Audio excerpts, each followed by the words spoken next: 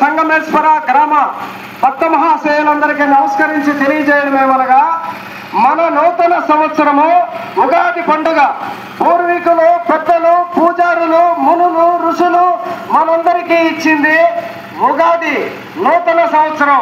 పంచాంగం మొదలవ్వాలంటే ఉగాది పండుగ రావాలి. మన సంస్కృతికి, మన ఉగాదికి, మనకి ఎంతో మూలమైన ఉగాది పండుగ మనం అందరం మర్చిపోతున్నాము. భక్త మహాశయులకు నమస్కరించి తెలియజేయడమేమనగా, ఈరోజు సంగమేశ్వర కాలభైరవ రథగిరి ప్రదక్షిణ కావున ఉగాది సందర్భంగా మేము మొదలు పెట్టాము. కావున భక్త మహాశయులందరూ ఈ ఉగాదిని పురస్కరించుకొని ఈ ఉగాది పండుగ ప్రతి నూతన సంవత్సరంగా నూతన సంవత్సర శుభాకాంక్షలు తెలుపుకుంటూ ఉగాది పండుగని జరుపుకోవాలని మనస్ఫూర్తిగా భక్త మహాశయులందరికీ నమస్కరించి తెలియజేస్తున్నాను. భక్త మహాశయులారా, మా సంఘం గ్రామం శివాలయం నందు, మా శివాలయం నందు ఈ మన మంత్రి అయిన దేవాదాయ శాఖ మంత్రి శ్రీ ఆనవ నారాయణ రెడ్డి గారికి నమస్కరించి మా సంఘం తరపున, సంఘం మండలం తరపున, మన ఆత్మకూరు నియోజకవర్గం తరపున, మన నెల్లూరు జిల్లా తరపున, మన ఆంధ్ర రాష్ట్రం తరపున ఆనవ నారాయణ రెడ్డికి మన సంఘం గ్రామ ప్రజలందరి తరపున నమస్కరించి తెలియజేస్తున్నాను.